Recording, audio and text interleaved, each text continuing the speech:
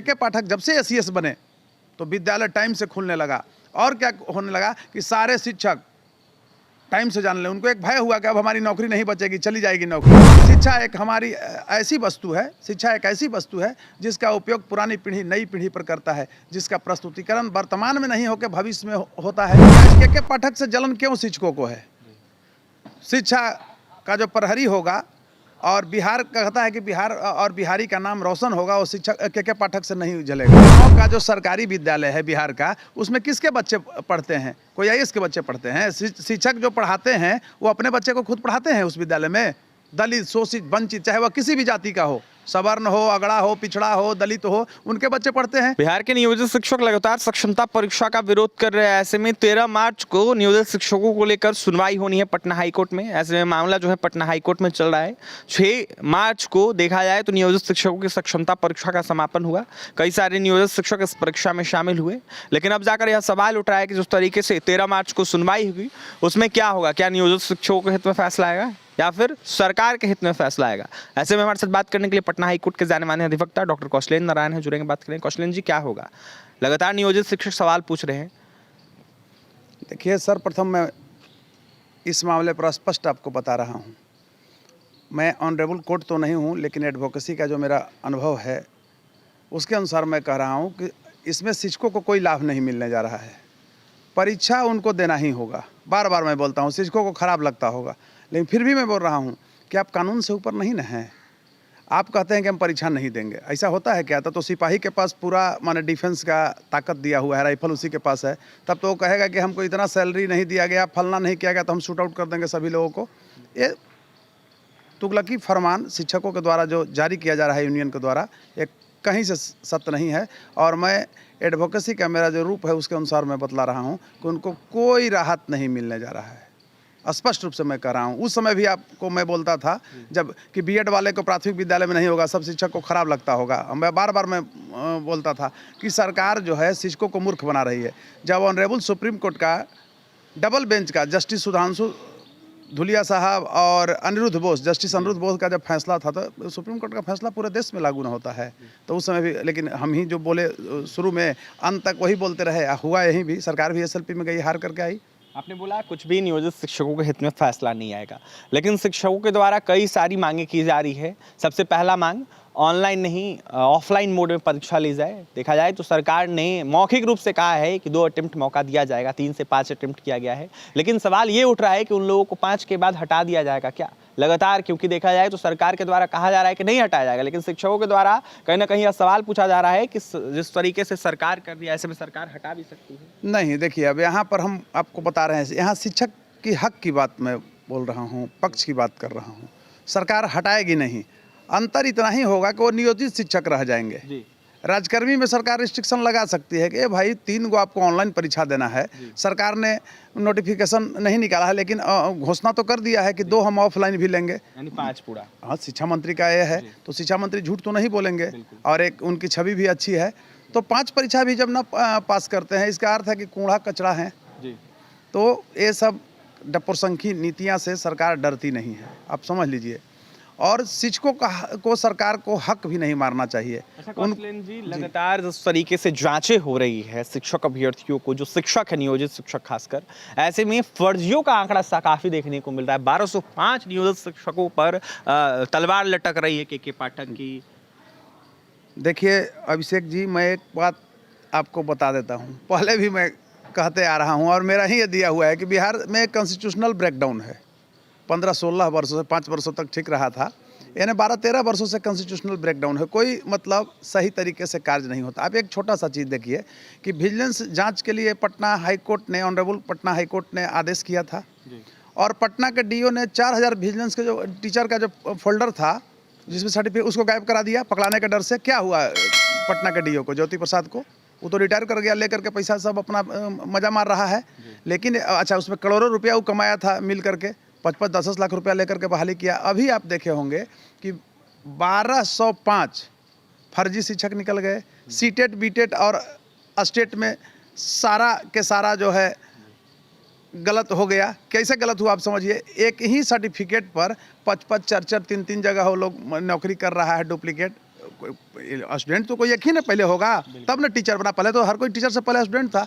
तो ये सब सरकार रोकना नहीं चाह रही है, इसलिए कि सरकार में ही कुछ लोग ऐसे हैं जो घुसे हुए हैं। जैसे आप एक छोटा सा आपको चीज़ मैं बता रहा हूँ कि लेबोरेटरी अपग्रेडेशन घोटाला 340 करोड़ का बिहार में हुआ।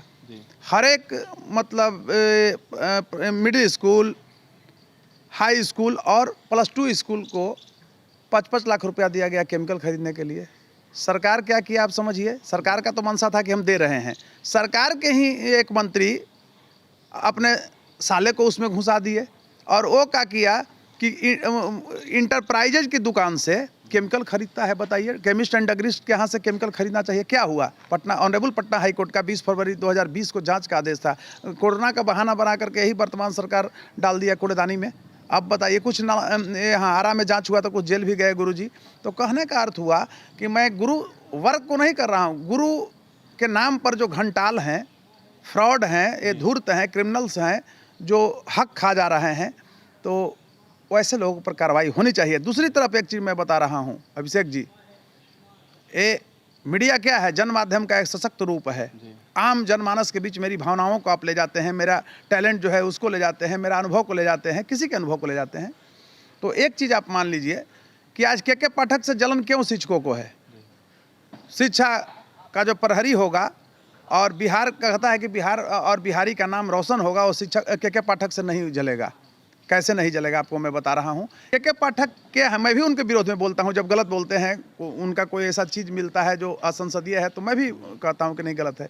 लेकिन एक चीज़ तो के पाठक ने किया है, वो इतिहास हो गया, वो भगवान के रूप में शिक्षा जगत के लिए है। कैसे? आप एक चीज़ को समझिए कि शिक्षा एक हमारी ऐसी वस्तु है, शिक्षा एक ऐसी वस्तु है जिसका उपयोग पुरानी पीढ़ी नई पीढ़ी पर करता है, जिसका प्रस्तुतिकरण वर्तमान में नहीं होकर भविष्य में होता है। तो हमारा भविष्य ही वर्तमान सही नहीं था, भविष्य खराब हो रहा था। एक अनवा पैदान पर बिहार का शिक्षा व्यवस्था पिछले नीति आयोग का जो रिपोर्ट आया है उसमें चला गया था, उसके पीछे 28वें पैदान पर चला गया था। के पाठक जब से SES बने तो विद्यालय टाइम से खुलने लगा। और क्या होने लगा कि सारे शिक्षक टाइम से जान ले। उनको एक भय हुआ कि अब हमारी नौकरी नहीं बचेगी, चली जाएगी नौकरी। तो उस व्यक्ति को कोई मतलब कुछ भी कहे, अगर 5 प्रशंसक है उसमें हम एक हैं। इसलिए कि शिक्षा का अलख जगाया। गांव गांव में आप जाइएगा, बच्चे झोला बस्ता लेकर के पढ़ने जा रहे हैं। अच्छा ये बताइए कि गांव का जो सरकारी विद्यालय है बिहार का, उसमें किसके बच्चे पढ़ते हैं? कोई IAS के बच्चे पढ़ते हैं? शिक्षक जो पढ़ाते हैं वो अपने बच्चे को खुद पढ़ाते हैं उस विद्यालय में? दलित, शोषित, वंचित, चाहे वह किसी भी जाति का हो, सवर्ण हो, अगड़ा हो, पिछड़ा हो, दलित हो, उनके बच्चे पढ़ते हैं और उनका भविष्य बर्बाद हो रहा था। विद्यालय खुल नहीं रहा था, के पाठक ने खुलवा दिया। तो एक वर्ग है वो चाहता है कि के पाठक नहीं रहे तो हम फरार हो जाएंगे। जो जैसे कैसे था कि 12 बजे विद्यालय जा रहे हैं और 2 बजे भाग जा रहे हैं। कौशलेंद्र जी, लगातार जो नियोजित शिक्षक हैं उनके द्वारा यह पूछा जा रहा है कि उनको ऐच्छिक स्थानांतरण मिलेगा कि नहीं। देखा जाए तो 3 ऑप्शन दिया जाएगा जिसमें किसी भी ज़िले में भेज दिया जाएगा। नियोजित शिक्षक कह रहे हैं कि 15 साल 20 साल से एक जगह कार्यरत हैं और ऐसे में कहीं भेजा जाएगा तो काफ़ी कठिनाइयाँ होगी, क्योंकि जहाँ पे कार्यरत थे वहाँ पर घर है, परिवार है, तो ऐसे में दूर रहकर कैसे काम कर पाएंगे? देखिए, इस ह्यूमनिटी से गवर्नमेंट नहीं चलती है। और दूसरी चीज़ आप ये मान लीजिए कि जैसे आप ये BPSC वाले अभी शिक्षक बहाल हुए, तो आप ये बताइए कि आरा के लोग अररिया और पूर्णिया में नौकरी कर रहे हैं कि नहीं? अगर पढ़ाने की सरकार उसके एवज में पैसा देती है, बिल्कुल कर रहे हैं। तो नियोजित के साथ क्या प्रॉब्लम है भाई? नियोजित तो और गांव में बहाल है सब। आप पंचायत स्तर पर बहाल है, मुखिया जी बहाल किए थे, हम नहीं उस पर टिप्पणी करेंगे। ये शिक्षा मित्र बहाल हुए थे, बाद में सरकार इनको 6000 नाम दिया। यही सरकार, मैं बार बार आपको कहता हूँ कि सरकार की जो गलत नीतियाँ हैं उसका मैं खिलाफ बोलता हूँ और वैसे ही लोगों के खिलाफ मैं हाई कोर्ट तक भी पहुंचता हूं। लेबोरेटरी अपग्रेडेशन घोटाला जो था 340, उसको मैं लेकर के यहाँ आया। अच्छा, कुछ राहत मिलेगी क्या नियोजित शिक्षकों को? जिस तारीख 13 तारीख को सुनवाई होनी है, क्या उनके हित में कुछ भी थोड़ा सा भी फैसला आ सकता है? देखिए, कुछ लीगल सेक्टर में नहीं होता है और हमसे जब पूछते हैं तो बार बार मैं कहता हूँ कि इमोशन से कानून नहीं चलता है। तो क्या कहेगी ऑनरेबल कोर्ट कि ना भाई लोग के छोड़ दीजिए, कोई परीक्षा शिक्षा का मानक को बर्बाद कर दो। हाँ, कोर्ट ये कह सकती है कि अगर ये भाई 20 साल, 18 साल, 15 साल, 10 साल नौकरी कर लिए हैं, तो इनके बच्चे पढ़ रहे हैं, सब कुछ उसी पर हो गया, तो इनको कैसे आप मतलब भगा देंगे?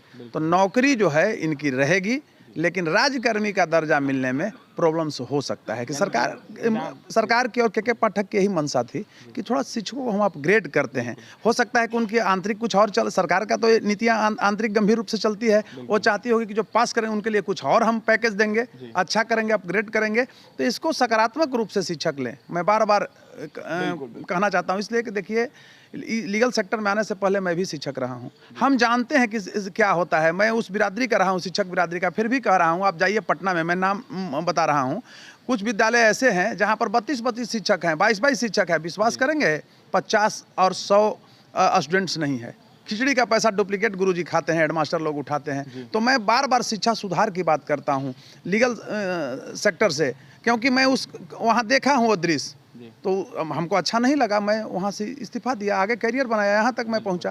तो मैं अनुरोध करता हूँ शिक्षकों का, अगर शिक्षा प्रेमी है तो परीक्षा से नहीं घबराएं। आप में टैलेंट नहीं होगा तो चलो भाई, नौकरी तो रह जाएगा, लेकिन कम से कम बिहार को बदलिए। आपका कल बेटा है, पोता आएगा, तो कम से कम एक सुनहला मतलब बिहार का रूप हो। इसके लिए मैं आपके मीडिया के द्वारा NBC 24 के माध्यम से, NBC मीडिया के माध्यम से आम जनमानस से अपील करता हूं कि इस तरह के अगर कोई सकारात्मक अवसर भी करता है, अगर के पाठक कर रहे हैं, तो उनका आप विरोध मत कीजिए, उनको आप प्रोत्साहित कीजिए, हतोत्साहित मत कीजिए। बिल्कुल, तो प्रोत्साहित कीजिए। अगर सरकार और कोई अधिकारी ऐसा कर रहे हैं आप लोगों के साथ, ऐसे में नियोजित शिक्षकों को देखते हुए कहीं ना कहीं जिस तरीके से परीक्षा ली जा रही है, उनको हटाया नहीं जाएगा, लेकिन राजकर्मी का दर्जा भी नहीं दिया जाएगा अगर वो पास नहीं करते हैं। तो ऐसे में यह साफ कौशलेंद्र नारायण कहते हुए नजर आ रहे थे कि हटाने का डर कहीं ना कहीं नहीं रहे शिक्षकों में, और ऐसे में जो भी सुनवाई होगी, देखा जाए तो जो भी होगा वो 13 तारीख को तय होगा। लेकिन फिलहाल क्या कुछ कह रहे थे कौशलेंद्र नारायण, जो पटना हाईकोर्ट के जाने माने अधिवक्ता है, आपने सुना है, ऐसे में विश्लेषण कर रहे थे,